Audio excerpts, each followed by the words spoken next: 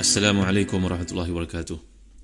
Innal hamdalillah nahmaduhu wa nasta'inuhu wa nastahdihi wa nastaghfiruh wa natubu ilayhi wa natawakkalu alayhi wa na'udzu billahi min shururi anfusina wa sayyiati a'malina may yahdihillahu fala mudilla lahu wa may yudlil fala hadiya lahu. Allahumma salli wa sallim wa barik ala Muhammad wa ala ali Muhammad kama sallaita wa sallamta wa barakta ala Ibrahim wa ala ali Ibrahim fil alamin innaka Hamidum Majid. Amma ba'd.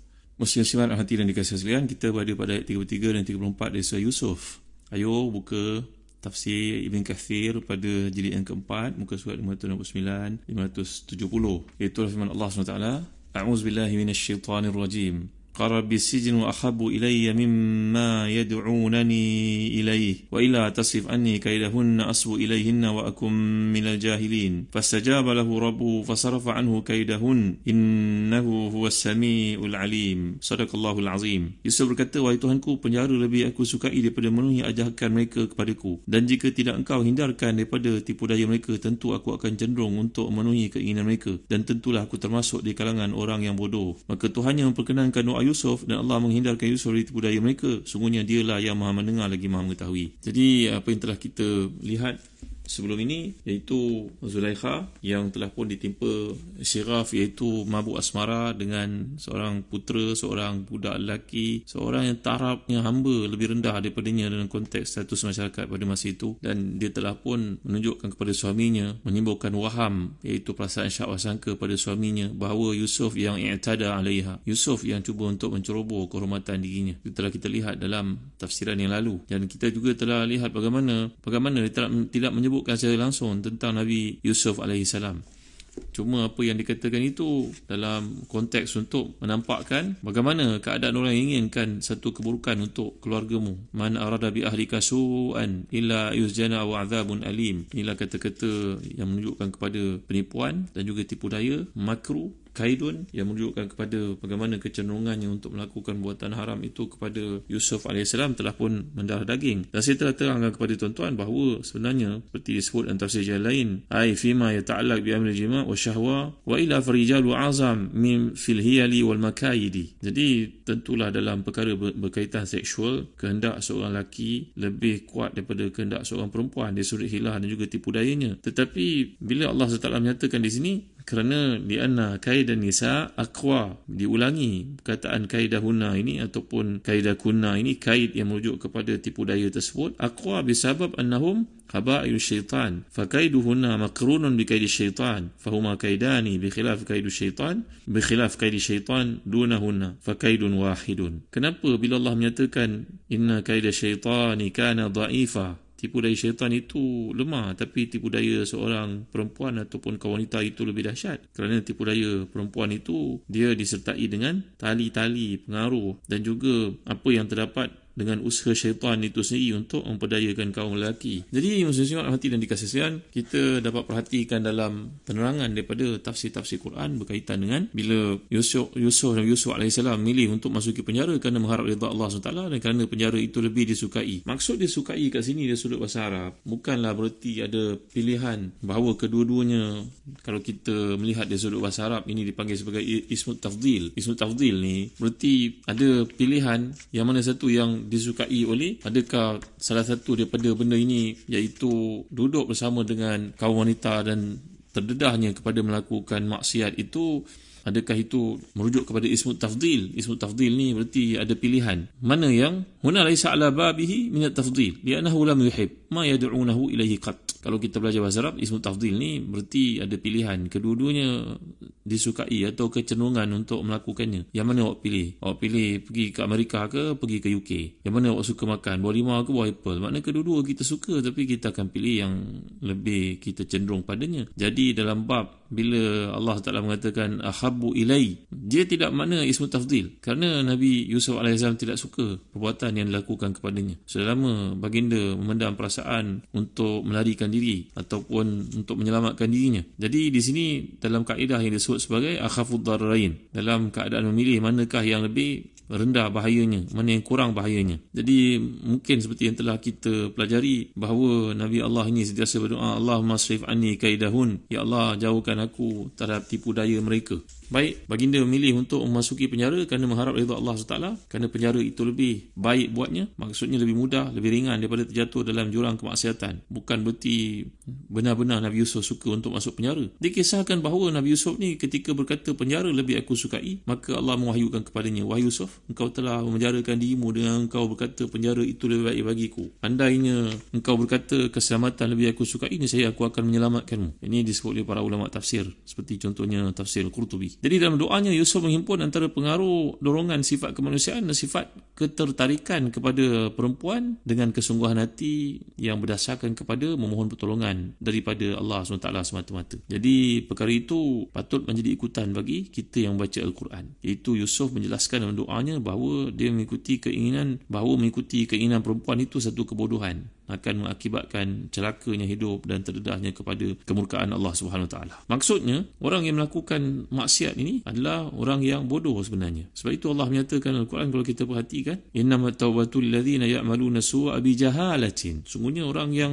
melakukan maksiat itu kerana kebodohannya. Bukan kebodohan berarti kebodohan dia bodoh dalam arti kata lawan kepada pandai. Bukan. Kebodohan tu maknanya ketika imannya lemah. Jadi orang yang dimaksudkan bodoh ni salah satu daripada diartikan dalam tafsir Quran, ia merujuk kepada rasa ataupun tertipu dengan kelemahan diri sendiri dan kecenderungan untuk melakukan maksiat itu pada waktu iman berada pada tahap yang lemah.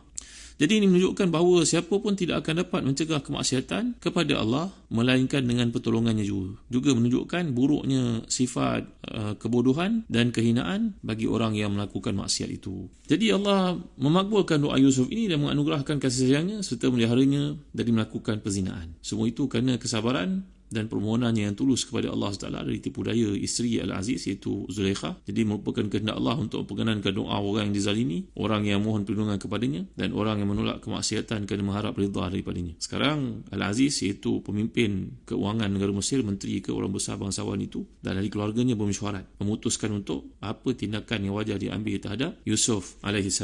Apa yang patut dibuat. Jadi dapat kita perhatikan dalam kitab-kitab tafsir, contohnya tafsir Jalalain, bahawa mengatakan perempuan ini berkata kepada suaminya, sekarang apa yang berlaku ialah nama aku dah menjadi buruk. Aku seorang hamba, seorang lelaki berstatus hamba, budak lelaki ini, hazal abd al-ibrani kad fadahani fi nas yukhbiruhum bi anni rawattuhu an nafsihi fa imma an ta'dhana li fa akhruj fa a'tazir al-nas wa imma an tahbisahu kama habasani. Maka Zulaikha berkata kepada suaminya, sekarang berita ni telah pecah, semua orang mengetahuinya, keaiban telah berlaku dalam keluarga ini. Mereka telah pun mengatakan skandal berlaku dalam keluarga orang kenamaan bangsawan, amat memalukan, dan semua orang mengatakan bahawa akulah yang tergila-gila kepadanya. Maka wahai suami, sama ada engkau membenarkan aku untuk keluar dan buat pengumuman minta maaf kepada manusia atas apa yang berlaku, aku sebagai isteri pemimpin patut melakukan perkara inikah, ataupun memadailah ambil dia sumbat ke dalam penjara, kurunglah dia sebagaimana engkau mengurungku. Maka si isteri ni mengatakan demikian,